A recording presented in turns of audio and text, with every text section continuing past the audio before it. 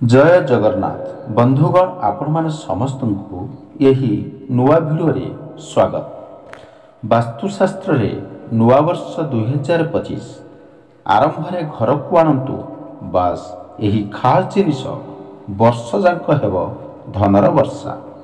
नुआ वर्ष 2025 आरंभ हेबाकू आउ अल्प दिन बाकी रही। नुआ वर्ष सभिंक पई नुआ आशा और उत्साह नहीं आसु बोली सभी इच्छा करिथांती। नुआ वर्ष 2025 आपणकर घरे और जीवन रे धन संपत्ति सुख समृद्धि वृद्धि और सफलता पाई वास्तु अनुसार एक खास जिनिस घर को नहीं आसंतु। यही जिनिस आपणक घरे सकारात्मक शक्ति वृद्धि करने सह धनर अभाव को दूर करिथाए। बंधुगण यह जानिबा पूर्व किछि हितबाणी मन रखिबा जहाँ आम जीवनर गतिपथ को कुसीमित करि परिबो। घर अगणारे धला पलास एवं लक्षणा गछ लगाइबा द्वारा अत्यंत मंगलकारी होइथाए एवं घरे धनर आगमन होइथाए। घरर उत्तर पूर्व दिगरे कदली गछ लगाई पूजा करिबा द्वारा कल्याणकारी होइथाए एवं घरे सुख समृद्धि वृद्धि होइथाए। बंधुगण या मानिले आपण मानकर निश्चिंत मंगल हेब। घर पाखरे धला अपराजिता गछ लगाइबा द्वारा शुभ एवं मंगलकारी होइथाए। ता सहित धन संपत्ति को आकर्षित करिथाए।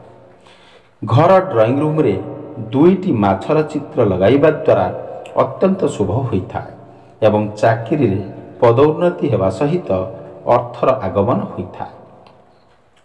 घरर उत्तर किंबा पूर्व दिगरे बइंसी रखिबा द्वारा शुभ एवं मंगलकारी होइथाए। ता सहित दारिद्रता दूर होइथाए। बंधुगण ठाकुर घरे शंख रखिबा द्वारा अत्यंत शुभ होइथाए एवं घरे लक्ष्मी निवास करिथांती। ता सहित घरे धनर अभाव होई न थाए। बंधुगण एबे शुणंतु घरे लक्ष्मी एवं कुबेरंकर मूर्ति रखिबा उचित। यह मंगलकारी होइथाए एवं धन वृद्धि हेबा सहित सुख शांति प्राप्त होइथाए। घरे एक आख्या नड़िया रखिबा उचित। यह शुभ हेबा सहित लक्ष्मी का स्वरूप होइथाए। बंधुगण मन रखंतु एवं जीवन रे आर्थिक संकट देखा देई न थाए। किछि कौड़ी रे हळदी लगाई लाल कपड़ा रे बांधी पैसा रखिथिबा स्थान रे रखिबा द्वारा शुभ होइथाए एवं धनलाभ हेबार संभावना वृद्धि होइथाए।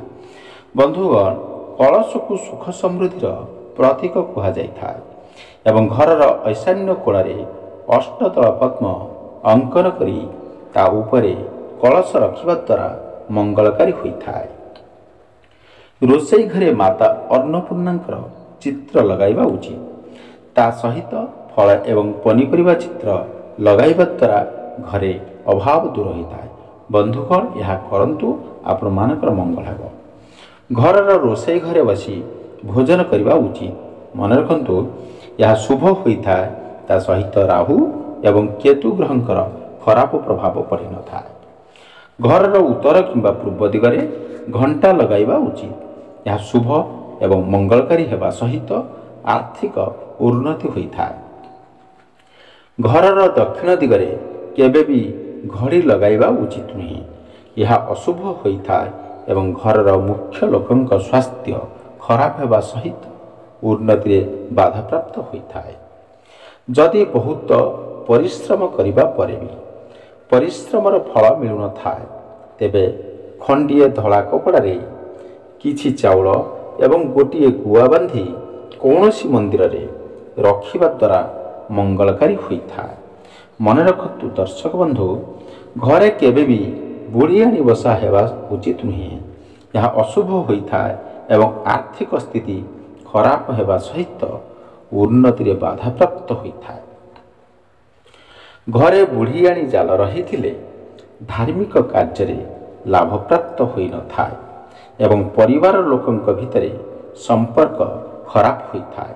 बंधुगण मन रखंतु जदि जाल बुणुथिबा बुढ़ियाणी देखंती तेबे बहुत शुभ होइथाए एवं कार्य रे सफलता प्राप्त होगा सहित प्रशंसा मिलिबार ସଂକେତ ହୋଇଥାଏ।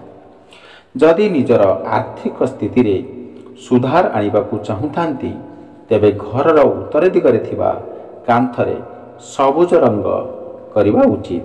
ଏହା ମଙ୍ଗଳକାରୀ ହୋଇଥାଏ। ମନେ ରଖନ୍ତୁ ଦର୍ଶକ ବନ୍ଧୁ, ଏହା ମାନନ୍ତୁ, ଆପଣମାନଙ୍କର ମଙ୍ଗଳ ହେବ। ଘରେ ପ୍ଲାଷ୍ଟିକ ଫୁଲ କିମ୍ବା ଗୁଲଦସ୍ତା ରଖିବା ଉଚିତ ନୁହେଁ। ଏହା ଅଶୁଭ ହୋଇଥାଏ ଏବଂ ଘରେ ନକାରାତ୍ମକ ଶକ୍ତି ବୃଦ୍ଧି ପାଇଥାଏ। ଘରେ ଶୁଖିଲା ଫୁଲ ରଖିବା ଉଚିତ ନୁହେଁ। ଏହା ଅଶୁଭ ହୋଇଥାଏ। ମନେ ରଖନ୍ତୁ ଏବଂ ପରିବାରର ଲୋକଙ୍କର ସ୍ୱଭାବ ଚିଡ଼ିଚିଡ଼ା ହେବା ସହିତ ହସ ଖୁସି ଦୂରେଇ ଯାଇଥାଏ।